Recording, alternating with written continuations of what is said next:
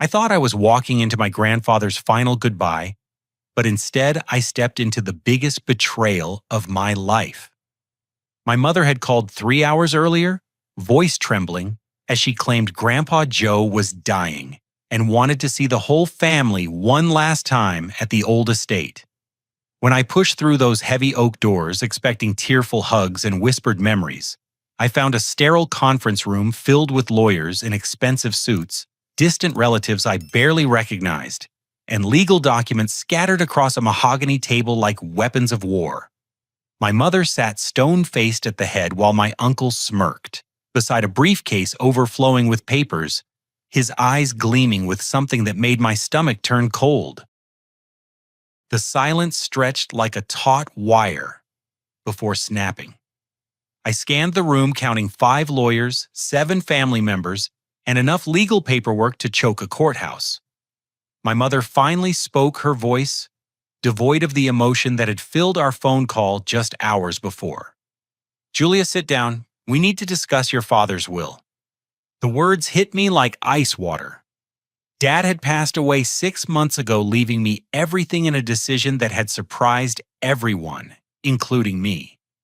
His construction business, 3 rental properties, investment accounts totaling nearly $2 million, and the family vacation home in Lake Tahoe. At 28, I suddenly owned more than I had ever imagined possible. "What about Grandpa Joe?" I asked, still standing near the doorway. "You said he was dying." My Uncle Marcus chuckled a sound like gravel in a cement mixer. "Sit down, nephew. Grandpa's fine. This is about something much more important."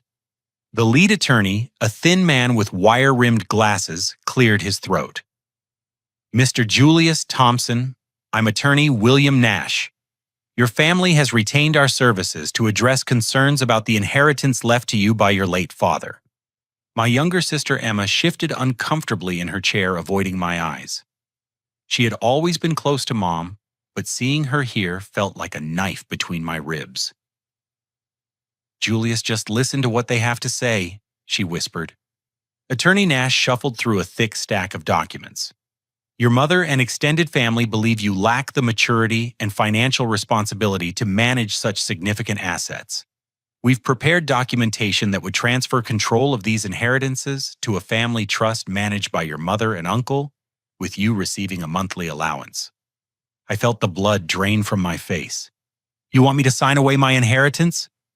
"We want you to be responsible." My mother snapped, her mask finally slipping. "Do you think your father would want you throwing away everything he built because you can't handle money?" Marcus leaned forward, his thick fingers drumming against the table. "We've been watching you, Julius. The expensive dinners, the new truck, that ridiculous vacation to Europe last month. You're burning through money like it's kindling." I stared at him in disbelief. The vacation had been a gift to myself after months of grief. The truck replaced my 15-year-old beater that finally died. The dinners were attempts to feel normal again after losing my father. "This is insane," I said, my voice barely steady. "Dad left me that money. He made his choice." Attorney Nash pulled out another folder, this one significantly thicker. "Your family has documented several instances of questionable financial judgment.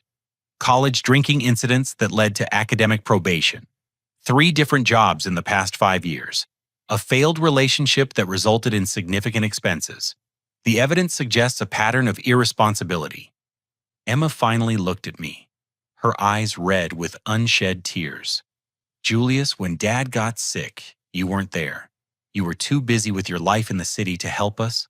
Why should you get everything when you weren't even here?" The accusation cut deeper than any legal threat. I had struggled with guilt about being 2 hours away when Dad's condition worsened rapidly.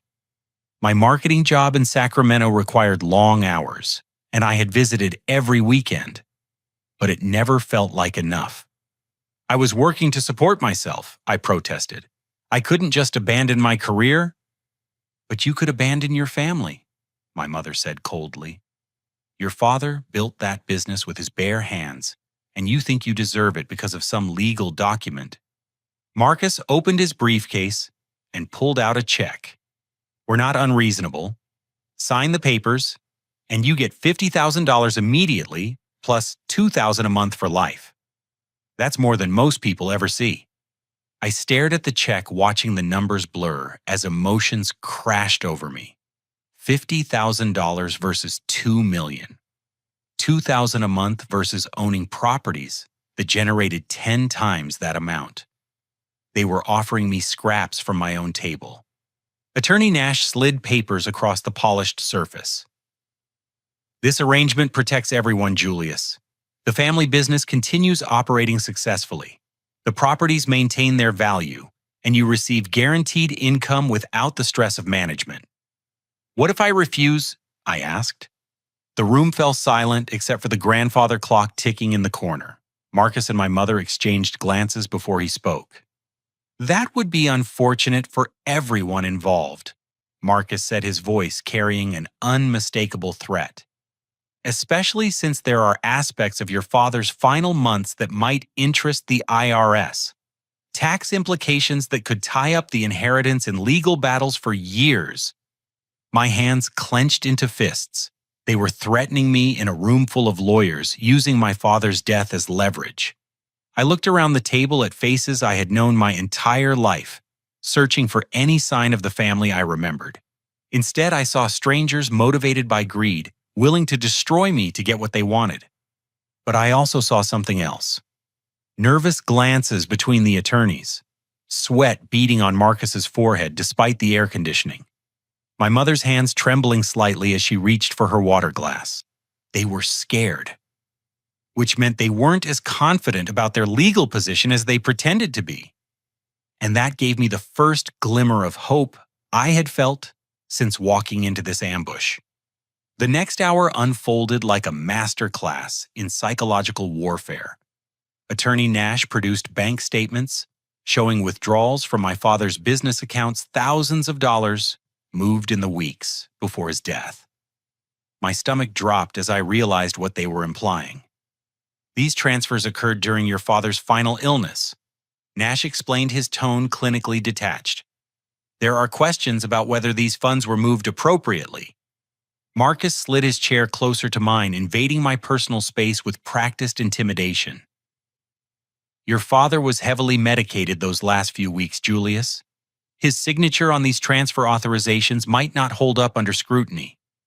Are you saying Dad was incompetent when he wrote his will? I demanded. We're saying there are irregularities that could complicate your inheritance, my mother interjected. Legal challenges that would freeze everything for years, while lawyers get rich and the business suffers. My cousin Bradley spoke for the first time since I had arrived. I barely recognized him. The awkward teenager I remembered had transformed into a polished surgeon, his success evident in his expensive suit and confident posture. Julius, I know this feels harsh, but sometimes family has to make tough decisions. Bradley said, his voice carrying the authority of someone accustomed to life and death choices. You've never run a business. You've never managed investments. Dad's construction company employs 43 people who depend on those paychecks. Do you really want to risk their livelihoods because of pride? The manipulation was expertly crafted. They were painting me as selfish for wanting to keep what was legally mine, while positioning themselves as protectors of workers and fiscal responsibility. Emma pulled out her phone and showed me a screenshot. This is from your Instagram last month. You're sitting in that expensive restaurant in San Francisco with that girl you were dating. The receipt for that meal could have fed a construction worker's family for a week. I stared at the image, remembering that night. Sarah and I had celebrated my promotion at work. The dinner cost $200, which had felt like a reasonable celebration at the time. Now it was being weaponized against me. You posted about your new truck on Facebook. Emma continued scrolling through more screenshots. $45,000 for a vehicle when Dad was lying in that hospital bed. I needed reliable transportation. I protested weakly, but even I could hear how hollow it sounded. Marcus pulled out another folder, this one containing printouts of my credit card statements. We know about the gambling, Julius. My blood turned to ice. What gambling? Las Vegas 3 months ago. $2,000 charged at the Bellagio. Atlantic City last year, nearly $1,500 at the Borgata. Your father was dying, and you were throwing money away in casinos. The charges were real, but the context was completely distorted. Las Vegas had been a bachelor party for my college roommate. Atlantic City was a weekend getaway with Sarah, where we had set a strict entertainment budget. Neither trip involved serious gambling, but the charges looked damning on paper. Those were vacations, not gambling problems, I said, but I could see doubt creeping into Emma's eyes. Attorney Nash opened yet another file. We've also been in contact with your employer, Pinnacle Marketing Solutions. They're aware of your family situation and the concerns about your financial stability. My heart stopped. You contacted my job. We simply made them aware that you might be distracted by family legal issues, my mother said with false sympathy. They were very understanding about the potential impact on your performance. I realized the full scope of their attack. They had not just ambushed me today. They had been systematically undermining my life for weeks, planting seeds of doubt about my stability with my employer, gathering evidence to paint me as irresponsible, building a legal and social case against my character. Your supervisor, Janet Morrison, mentioned that you've seemed stressed lately, Marcus added with a smirk. Missing deadlines, distracted in meetings. She's concerned about your ability to handle pressure. The worst part was that some of it was true. I had been struggling at work since Dad's death. Grief made concentration difficult. I had missed a few deadlines and found myself staring out windows during meetings, thinking about memories instead of marketing campaigns. Bradley leaned forward with the practiced empathy of a doctor delivering bad news. Julius, we've all watched you struggle this past year. The drinking increased after Dad got sick. The relationship with Sarah fell apart. You've been bouncing between jobs, never quite finding your footing. These aren't criticisms. They're observations from people who care about you. We want to help, Emma added, tears finally spilling down her cheeks. But we can't watch you destroy everything Dad built because you're not ready for this responsibility. Attorney Nash presented the papers again, this time with a pen. The monthly allowance can start immediately. You'll never have to worry about bills or employment again. No pressure, no stress, no risk of failure. They were offering me a golden cage. Financial security without responsibility. The temptation was real. Grief had left me exhausted and uncertain about everything in my life. Part of me wanted to sign those papers and let someone else carry the burden of my father's legacy.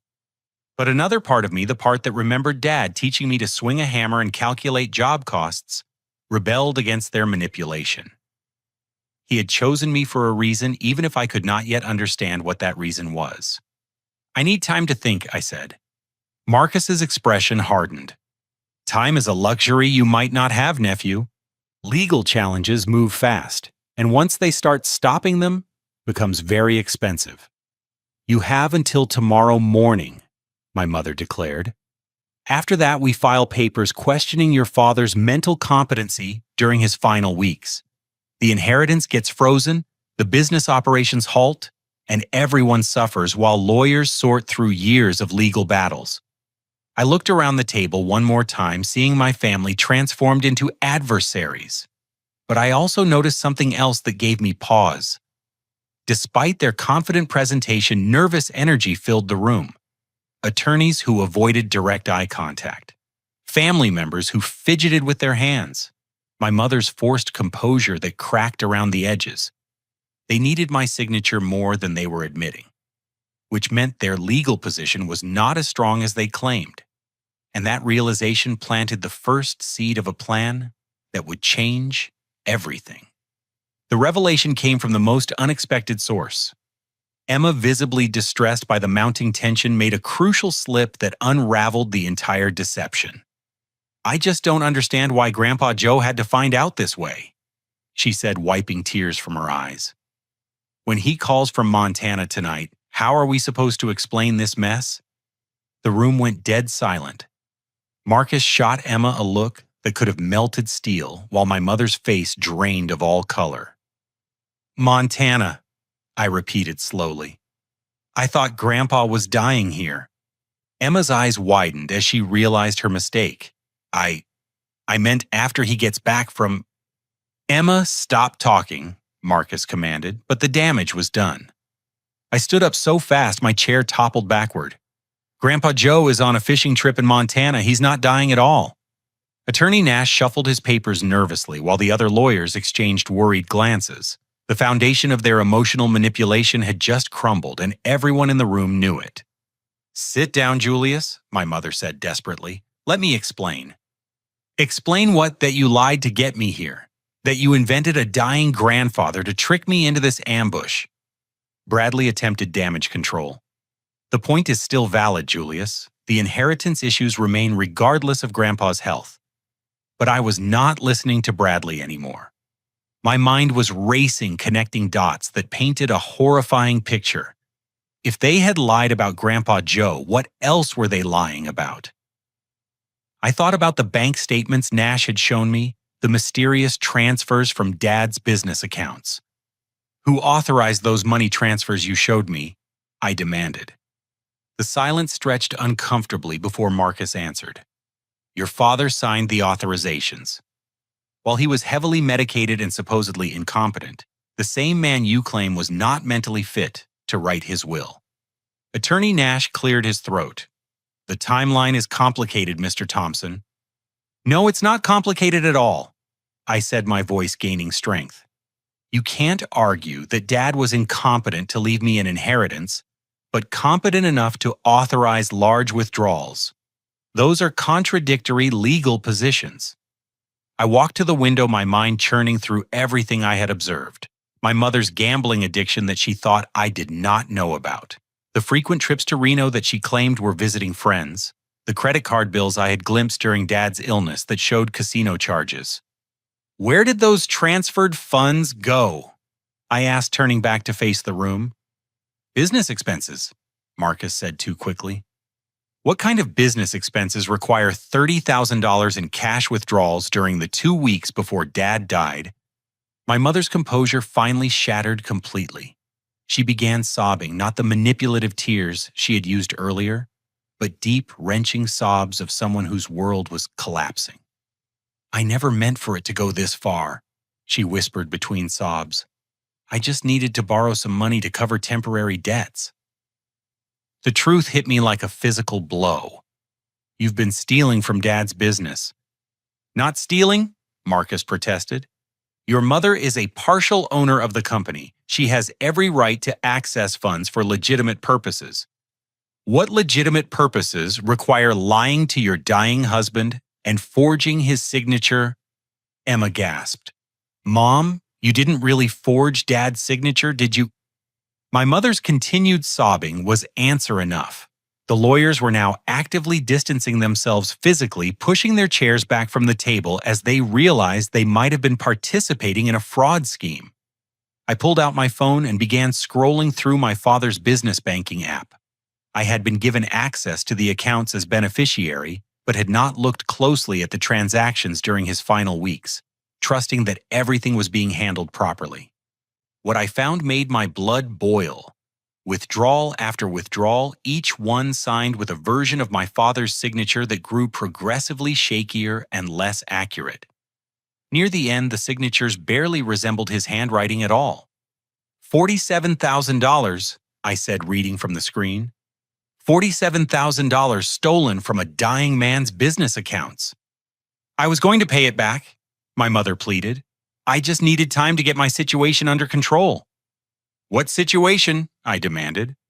Marcus tried to stop her, but the guilt was pouring out of my mother like water from a broken dam. The gambling debts, she whispered. I owe people who don't accept payment plans. They were threatening to hurt Emma if I didn't pay them back immediately. The room erupted in shocked voices. Emma jumped up from her chair. What, Mom? What are you talking about? I'm sorry, baby. I'm so sorry. I got in over my head after your father got sick. The stress, the hospital bills, the uncertainty. I started playing online poker to distract myself, and it got out of control so fast. Bradley stood up abruptly. I was not aware of any of this. I thought this was about responsible financial management. Attorney Nash was frantically gathering his papers. Our firm cannot continue representation if there are allegations of financial crimes. But I was focused on Emma watching her world crumble as she realized our mother had put her in danger through gambling debts. My sister, who worked as a teacher and had never hurt anyone, was being threatened by loan sharks because of our mother's addiction. "How much do you owe?" I asked. $83,000, my mother whispered. "They gave me until next week to pay the full amount, or they start hurting family members." Marcus finally revealed his true role in the scheme. "I've been trying to help your mother handle this situation quietly without involving law enforcement or destroying the family's reputation. By stealing my inheritance, by finding a solution that protects everyone," Marcus shot back. "You're young and single with no dependents. Emma could die because of debts she never incurred. Your mother could go to prison for fraud charges. The family business could collapse under legal scrutiny. Sometimes sacrifice from one person saves everyone else." The manipulation was breathtaking in its scope. They had created a crisis through gambling and theft, then positioned stealing my inheritance as the noble solution. My mother's addiction had put Emma in physical danger, but somehow I was supposed to sacrifice my future to clean up the mess. "Who else knows about this?" I asked. "Just the people in this room," Marcus said. "We've kept it contained to protect the family." But I noticed several of the lawyers were already packing their briefcases, clearly planning to distance themselves from the situation as quickly as possible. My cousin Bradley looked shell-shocked, probably calculating how this scandal could affect his medical practice reputation. Emma walked over to me, her face pale with realization. "Julius, I didn't know about the gambling or the threats. Mom told me you were being irresponsible with the inheritance, and I believed her because you seemed so distant after Dad died." I looked at my sister, seeing the fear in her eyes, as she understood the danger she was in because of our mother's choices. Despite everything that had happened in this room, Emma was still my sister, and she was innocent in this mess. But I also knew that giving them my inheritance would not solve anything. It would enable my mother's addiction reward Marcus for his manipulation and teach Emma that family loyalty meant accepting abuse and fraud. The real betrayal was not that they wanted my money. It was that they were willing to destroy everything my father had built, everything he had worked for, to cover up crimes and bad decisions. They were asking me to participate in erasing his legacy, to protect people who had already betrayed his trust. That was something I could never do, no matter what threats they made or what consequences they promised. My father had left me that inheritance, for reasons I was only beginning to understand, and I was not going to let his judgment be overruled by people who had already proven they could not be trusted with money or responsibility. But I also was not going to let my sister get hurt because of our mother's gambling debts, which meant I needed a solution that protected Emma, while ensuring justice for the people who had betrayed my father's trust and tried to steal from me. And fortunately, I had been preparing for exactly this situation for longer than anyone in that room realized. I reached into my jacket pocket and pulled out my phone, setting it gently on the conference table. The screen showed a recording app that had been running for the past hour and 23 minutes. "Before we continue this conversation, I want everyone to know that I've been recording everything that's been said in this room," I announced calmly. The effect was immediate and devastating. Attorney Nash went completely white and began stuffing papers into his briefcase with shaking hands. The other lawyers were already standing, clearly planning to flee the scene as quickly as possible. "Recording without consent is illegal in California." Marcus sputtered, though his voice lacked conviction. "Actually, California is a two-party consent state for private conversations," I replied. "But this is a business meeting about financial matters involving my inheritance, which makes it a legal proceeding."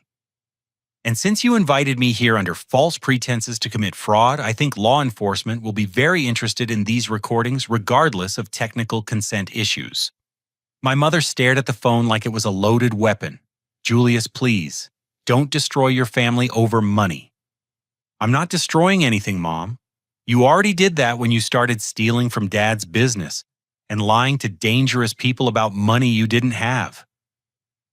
I picked up the phone and touched the screen, sending the recording to my cloud storage account. This conversation, including your confession to forging Dad's signatures and stealing $47,000, is now safely backed up in multiple locations. Emma sank back into her chair, the full reality of the situation finally hitting her. Mom, how did you let it get this bad? But I was not done revealing what I knew. The really interesting thing about all of this is that I've known about the gambling and the theft for almost 3 weeks. The room went silent except for the sound of lawyers packing their belongings and heading for the exit. Attorney Nash paused at the door. Our firm is withdrawing from this matter immediately. Any future communication should go through separate legal representation. That's probably wise, I agreed. Especially since federal investigators are going to want to interview everyone who was in this room. Marcus jumped up from his chair. Federal investigators, what are you talking about? I smiled for the first time since entering the building. I discovered the forged signatures and fraudulent transfers 2 weeks after Dad's funeral. Rather than confront Mom directly, I took the evidence to the FBI's Financial Crimes Division. They've been building a case against everyone involved in the scheme. My mother's sobbing intensified as the implications sank in. Emma looked confused and terrified, while Bradley was clearly calculating how to distance himself from the family scandal. The agents were particularly interested in your role, Uncle Marcus, I continued. Turns out helping someone forge signatures and steal from business accounts makes you an accessory to federal fraud charges. Marcus's face flushed red with anger. You little bastard, you've been setting us up this whole time. No, I've been protecting Dad's legacy from people who were trying to steal it. There's a difference. I pulled out a folder I had brought with me and placed it on the table. This contains copies of every fraudulent transaction expert analysis of the forged signatures and documentation of the gambling debts that motivated the thefts. The FBI has been very thorough. Emma finally found her voice. Julius, what's going to happen to Mom? That depends on several factors, I replied honestly. How cooperative she is with investigators, whether she's willing to enter treatment for gambling addiction, and how much of the stolen money can be recovered. My mother looked up at me through her tears. I never wanted to hurt you or your father. The gambling just got out of control so fast and those people were making threats. I panicked and made terrible decisions. The worst decision was involving Emma in your lies and putting her in danger, I said firmly. Those gambling debts are your responsibility, not hers, and they're definitely not mine. Marcus was still trying to salvage the situation. Even if some mistakes were made, the fundamental question remains the same. You're not equipped to manage this inheritance responsibly. According to a man who helped his sister-in-law steal from her dying husband's business, I think I'll take my chances managing my own finances. Bradley finally spoke up his medical training, probably helping him process trauma more effectively than the others. Julius, what can we do to protect Emma from the people Mom owes money to? It was the first constructive question anyone had asked all day. That's actually why I came here today, even though I knew this was an ambush. I wanted to give everyone a chance to come clean and work together on a solution before law enforcement takes over completely. I pulled out another document from my folder. I've already arranged to pay off Mom's gambling debts using my inheritance money. The debts will be settled, and Emma will be safe. Emma's eyes widened with surprise and gratitude. You're going to pay them off after everything that's happened here. I'm going to protect my sister from dangerous people, yes. But I'm not going to enable the gambling addiction or reward the people who tried to steal from me. My mother looked up with desperate hope. Does that mean you'll forgive me? Forgiveness and consequences are two different things, Mom. I forgive you because addiction is a disease and grief made you vulnerable, but you still committed federal crimes that hurt Dad's memory and put Emma in danger. You need to face those consequences and get help for your gambling problem. Marcus was not ready to give up his scheme. Fine, so you pay the gambling debts. What about the business? You still don't have any experience running a construction company. You're right, I don't. Which is why I've spent the past 3 weeks interviewing the foremen and project managers who actually run day-to-day operations. Dad hired good people who know the business inside and out. They don't need me to micromanage them. They need an owner who supports their decisions and invests in growth. I pulled out my laptop and opened a presentation I'd been preparing. I've also been working with business consultants and accountants to create a 5-year expansion plan. The construction industry is booming, and Dad's company is positioned to grow significantly with the right investments. Emma leaned forward to look at the screen. You've really been planning this for weeks. I've been planning this since the day I inherited the business. The only thing I didn't plan was having to defend my inheritance from my own family members who were trying to steal it. Marcus stood up abruptly, his face red with anger and frustration. This is ridiculous. You're talking about running a business when you can't even maintain a relationship or keep a job for more than 2 years. My relationship with Sarah ended because she wanted me to sell the inheritance and move to New York with her. I chose Dad's legacy over a woman who didn't understand what it meant to me. As for jobs, I've been building experience in marketing and business development skills that directly apply to growing a construction company. I closed the laptop and looked around the room. The truth is, none of you ever asked me what I planned to do with the inheritance. You just assumed I would waste it because that fit your narrative better than acknowledging that Dad might have made a smart choice. My mother was still crying, but the tears seemed different now. Less manipulative, more genuinely remorseful. I'm so sorry, Julius. I'm sorry for the gambling, for stealing from your father, for putting Emma in danger, and for trying to take away something that was rightfully yours. I know you are Mom, and I want to help you get treatment and rebuild your life. But I can't do that by enabling your addiction or pretending that what happened here was acceptable. Emma stood up and walked over to me. Julius, I owe you an apology too. I should have asked for your side of the story instead of believing everything Mom and Marcus told me about your irresponsibility. You were scared and grieving and manipulated by people you trusted, I replied. I don't blame you for any of this. Marcus was not finished fighting. Even if you pay the gambling debts and save your precious sister, you still haven't addressed the real issue. Your mother will go to prison for fraud, the family name will be destroyed, and the business will suffer when the scandal becomes public. Actually, that brings me to the second reason I came here today, I said, reaching for my phone again. I wanted everyone to hear what I've arranged before federal agents take over the situation completely. I touched the screen and held the phone to my ear. After 2 rings, a professional voice answered. Special Agent Sarah Kozlow, FBI Financial Crimes Division. Agent Kozlow, this is Julius Thompson.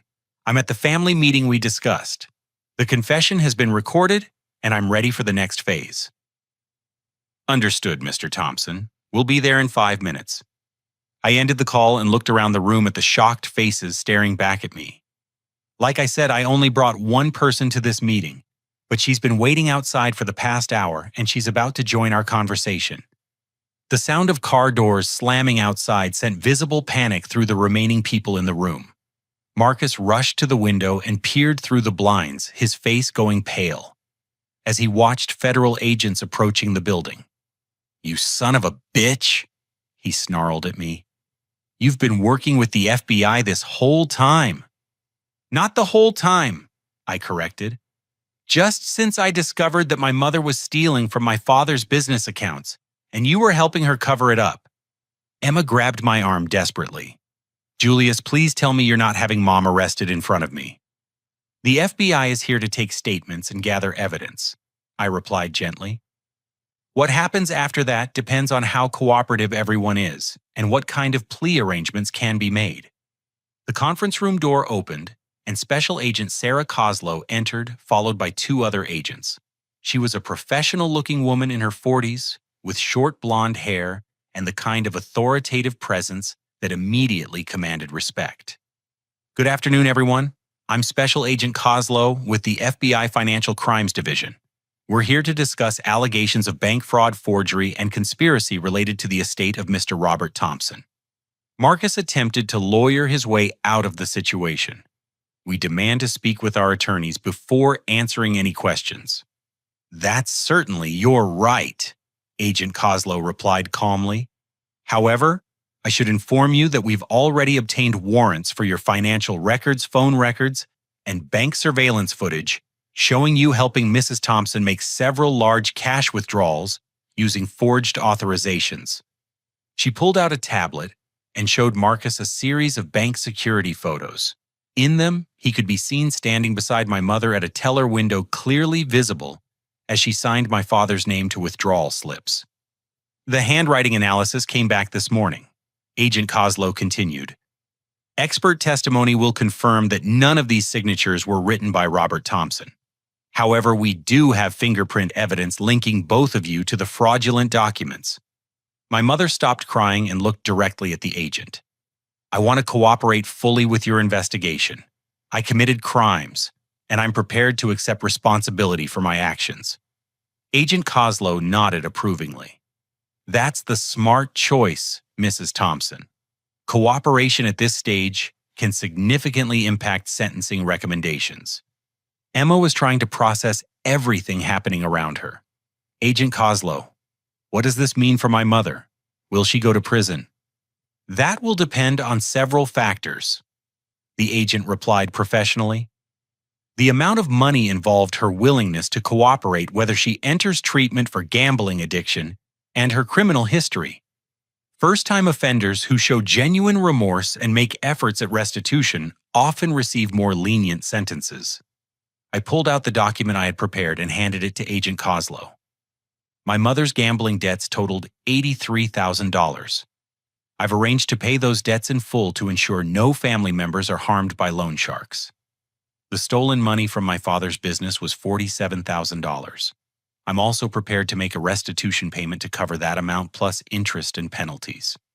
Agent Koslow examined the paperwork carefully.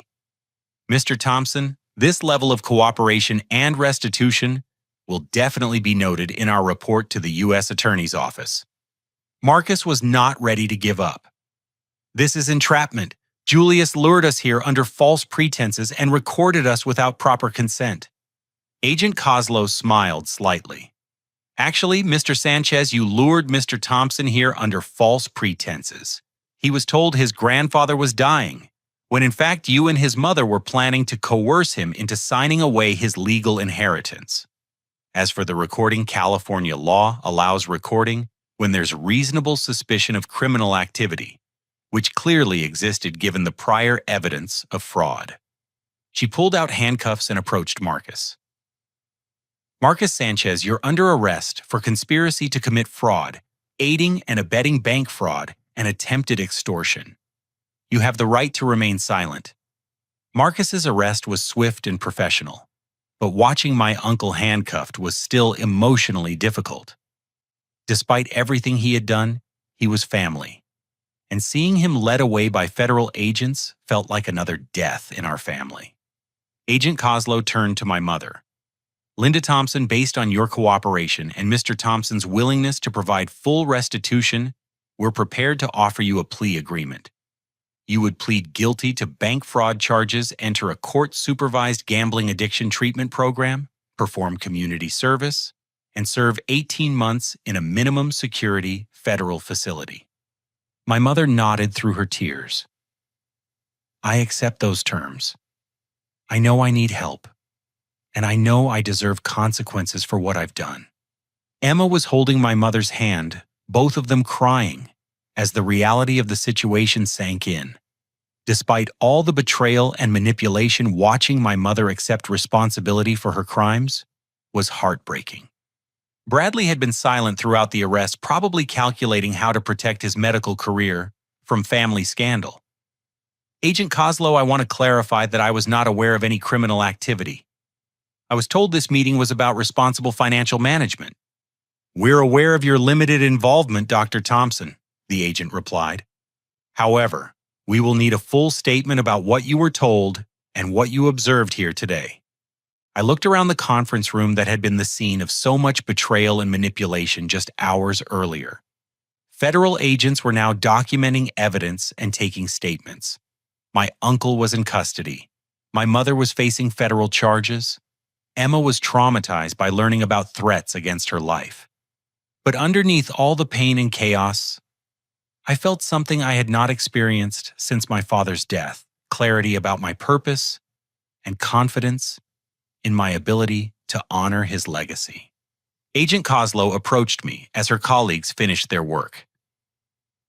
Mr. Thompson, I want to commend you for bringing this matter to our attention and cooperating throughout the investigation. Your actions probably saved your family business and definitely protected your sister from serious harm. I just did what I thought my father would have wanted me to do, I replied. Protect the family while ensuring that justice was served. Your father would be proud, she said. Not everyone has the courage to do the right thing when it means holding family members accountable for criminal behavior. Emma walked over to me after giving her statement to another agent. Julius, I don't know how to thank you for protecting me from those loan sharks. I had no idea I was in danger.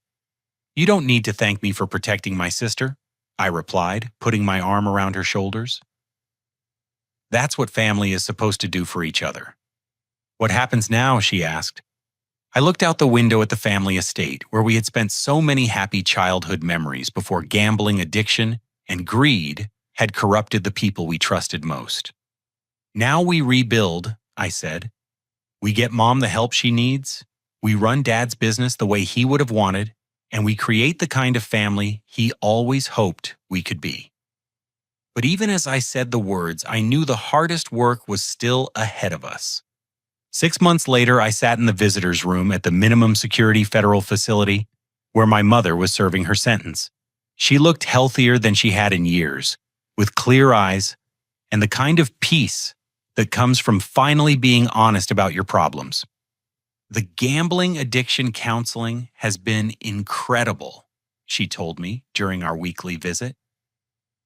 I'm finally understanding how I used gambling to avoid dealing with grief over your father's illness. I thought I was being strong by hiding my pain, but I was actually destroying everything he cared about. Dad would be proud of how hard you're working on recovery, I replied honestly. He always believed people could change if they were willing to do the work. She smiled sadly. I've been thinking about that a lot. He left you the inheritance because he knew you would protect it and use it responsibly, even under pressure.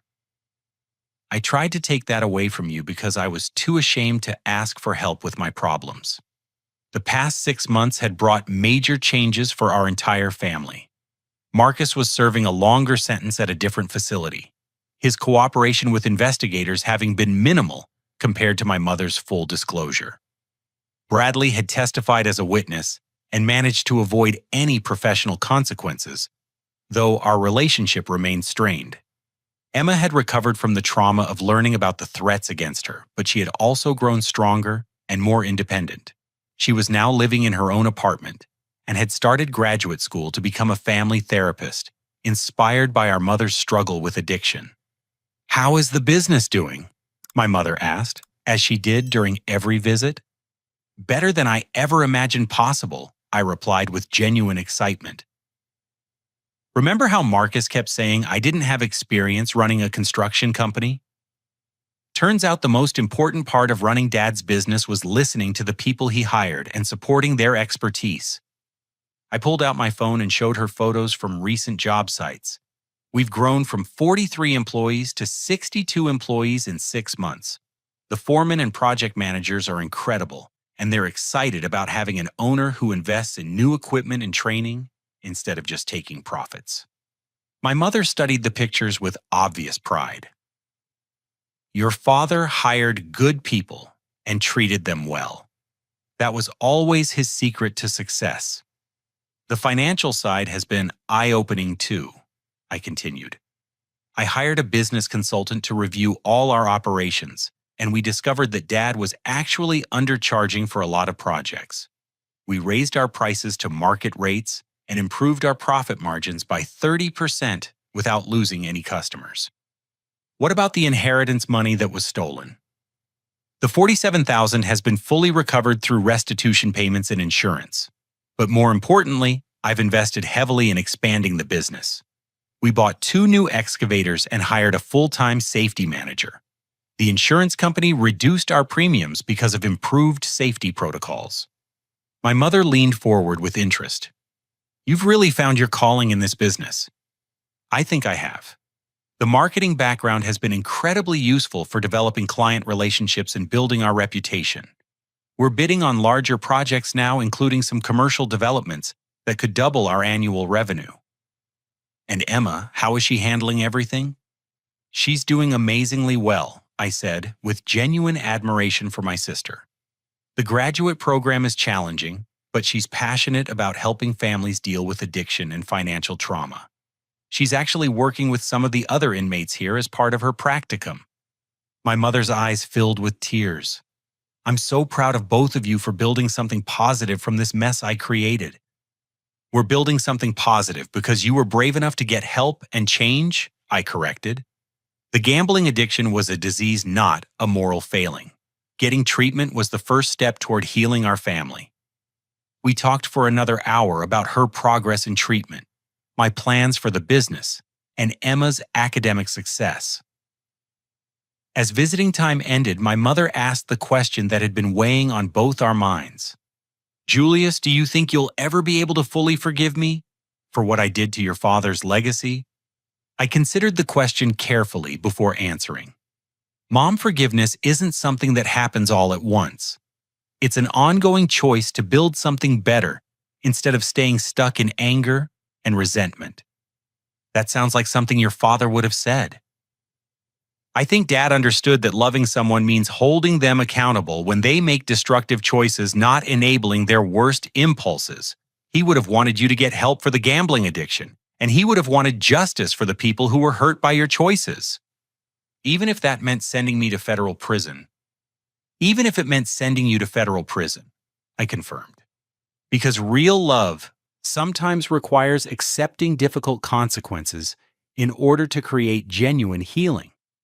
As I drove home from the visit, I reflected on how much my understanding of family responsibility had evolved. 6 months ago, I had thought family loyalty meant accepting abuse and covering up crimes to avoid conflict. Now I understood that real family strength comes from protecting each other while refusing to enable destructive behavior. My phone rang as I pulled into the driveway of the house I now owned, thanks to my father's inheritance. Emma's name appeared on the screen. Hey, big brother, how was the visit with Mom? Good, she's making real progress in treatment. How was your practicum today? Intense, but rewarding. I'm working with a woman whose son embezzled money from her business to cover drug debts. The family dynamics are really similar to what we went through. Are you finding it therapeutic to help other families deal with similar situations? Absolutely. It's helping me understand that what happened to us wasn't unique. Addiction and financial crimes destroy a lot of families, but recovery and healing are possible with the right support. Speaking of support, I have some news about the business expansion. Good news, I hope. Great news. We just won the bid for the new community college construction project. It's a 2-year contract worth $4 million, the biggest project in the company's history. Emma squealed with excitement. Julius, that's incredible. Dad would be so proud. I keep thinking about that too. He built the foundation, and now we're building the future he always dreamed of. You know what the best part is, Emma said thoughtfully. We're succeeding because we chose accountability and healing over enabling and denial. That's the real inheritance Dad left us. After ending the call, I sat in my driveway thinking about the journey that had brought me to this point. 6 months ago, I'd been a grieving son who felt overwhelmed by unexpected responsibility and family betrayal. Today, I was a business owner who had turned a crisis into an opportunity for growth and healing. The inheritance my father left me was not just money and property. It was the responsibility to protect what he had built, while using those resources to create something even better.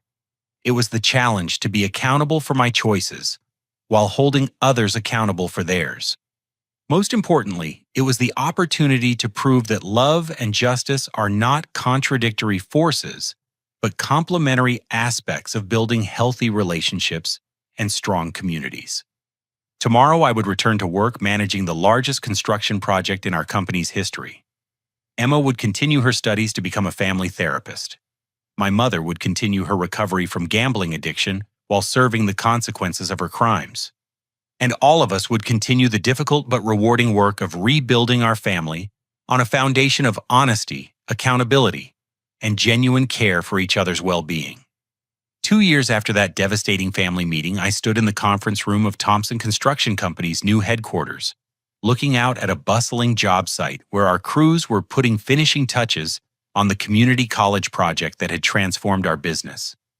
Emma walked in carrying 2 cups of coffee and a folder full of graduation photos. "I still can't believe you bought the building where they tried to steal your inheritance," she said with a smile. Talk about poetic justice.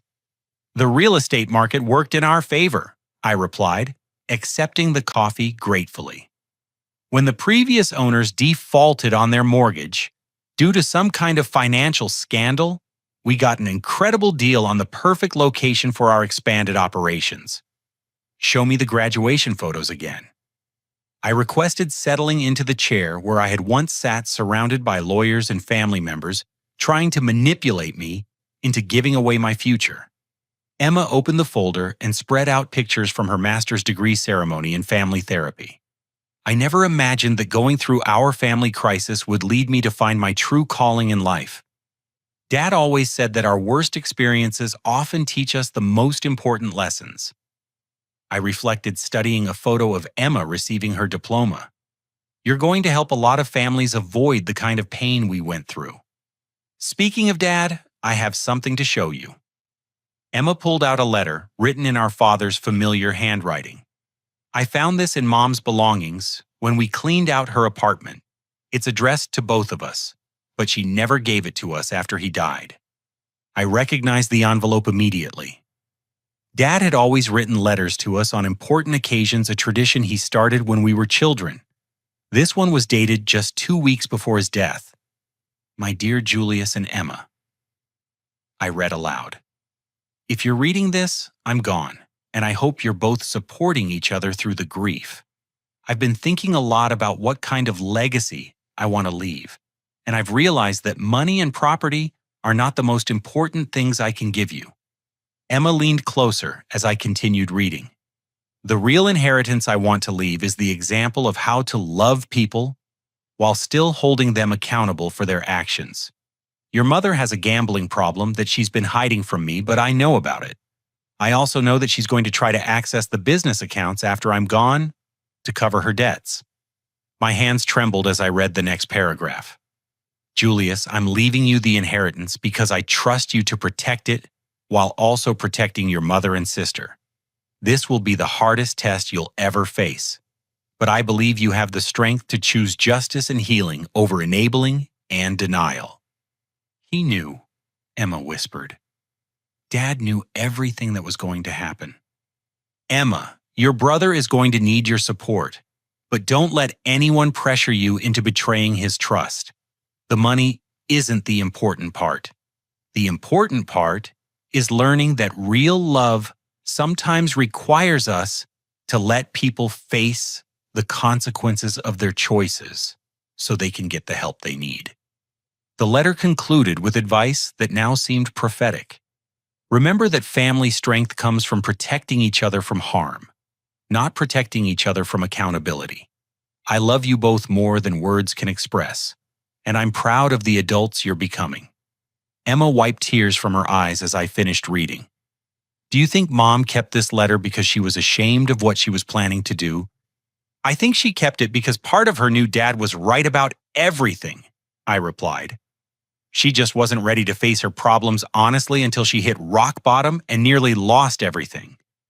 My phone buzzed with a text message from the federal facility, where my mother was completing the final month of her sentence.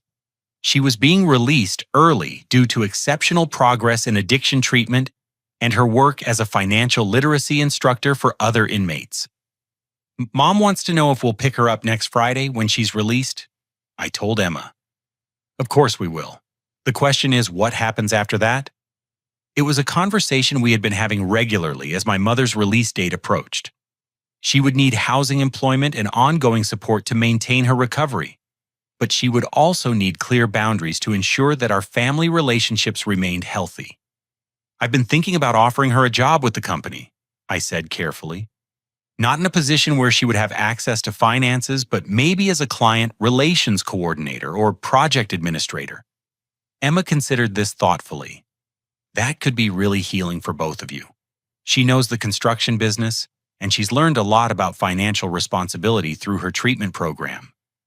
The bigger question is whether she's ready to rebuild relationships based on honesty and accountability instead of manipulation and enabling. There's only one way to find out, Emma replied, but I think we're all strong enough now to handle whatever challenges come up.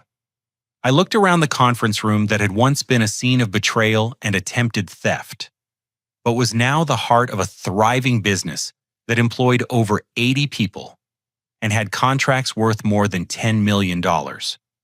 You know what I've learned through all of this, I said to Emma. The inheritance Dad left me wasn't just money and property. It was the responsibility to prove that good people can succeed by doing the right thing even when it's difficult. What do you mean? We could have handled this situation by paying off Mom's debts quietly, covering up her crimes and pretending everything was fine. A lot of families do exactly that to avoid conflict and scandal. But that wouldn't have helped anyone in the long run, Emma observed. Exactly. Mom would have continued gambling because she never faced consequences for her addiction. You would have remained in danger from loan sharks because the underlying problem was never addressed. The business would have suffered because dishonest people were making decisions about finances. I stood up and walked to the window, looking out at construction crews who worked for a company built on the foundation of integrity and accountability my father had established. By choosing justice over enabling, we created space for real healing and growth. Mom got treatment for her addiction. You found your calling in helping other families. The business expanded because it was managed by people who made decisions based on what was right, not what was convenient. Emma joined me at the window. And you learned that you were capable of much more than you ever imagined. That's the real lesson in all of this, I said. When we enable destructive behavior to avoid conflict, we rob people of opportunities to grow and change. When we hold people accountable, while still supporting their potential for healing, we create conditions for everyone to become their best selves. My phone rang, interrupting our reflection. The caller ID showed the number for our biggest client, a commercial development company that had been impressed by our work on the community college project. Julius, this is David Mitchell from Riverside Development. I have an exciting opportunity to discuss with you. I'm listening, Mr. Mitchell. We're planning a $50 million mixed-use development project, and we want Thompson Construction to be our primary contractor. It would be a 3-year contract that would probably require you to double your workforce. I looked at Emma, who was grinning as she overheard the conversation. This was the kind of opportunity my father had always dreamed of, the chance to establish our company as a major player in commercial construction. That sounds very interesting, Mr. Mitchell. When can we meet to discuss the details? After scheduling the meeting and ending the call, I turned to Emma with amazement. 3 years ago, I was a marketing coordinator who had never run a business. Now I'm about to negotiate the largest contract in our industry. Dad knew you could do this, Emma said with confidence. He saw something in you that you didn't even see in yourself at the time. The funny thing is, I almost let them steal it all away because I was afraid of the responsibility and overwhelmed by grief. But you didn't. When the moment came to choose between enabling and accountability, between fear and courage, between betraying Dad's trust and honoring his legacy, you made the right choice.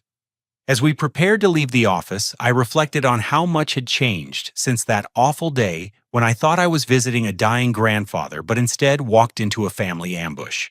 The people who had tried to manipulate me were now either in prison or rebuilding their lives with appropriate consequences and support. The sister who had been turned against me was now my closest ally and business partner.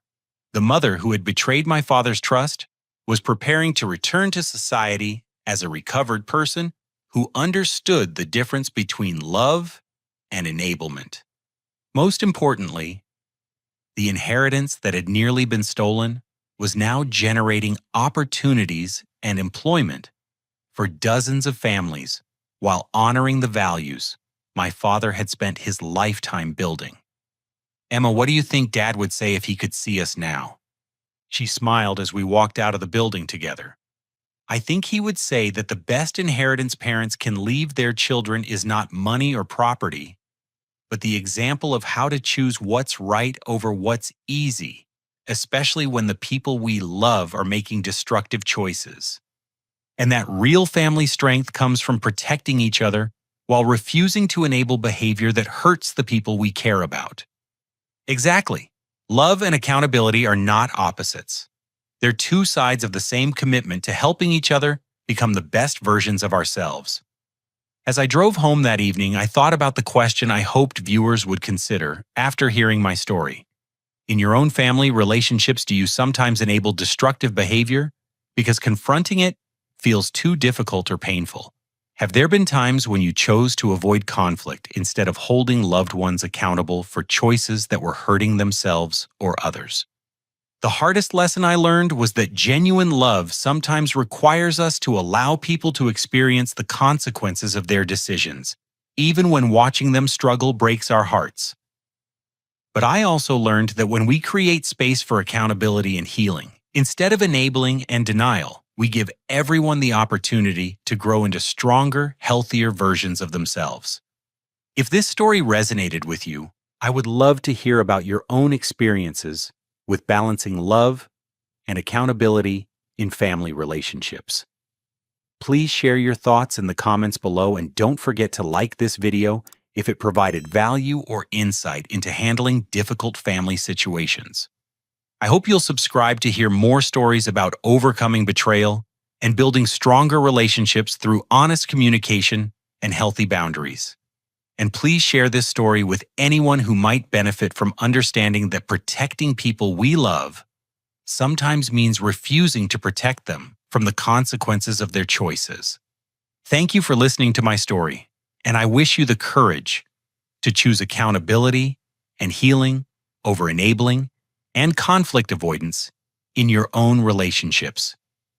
Remember that real family strength is built on a foundation of honesty, integrity, and mutual support for each other's growth and recovery.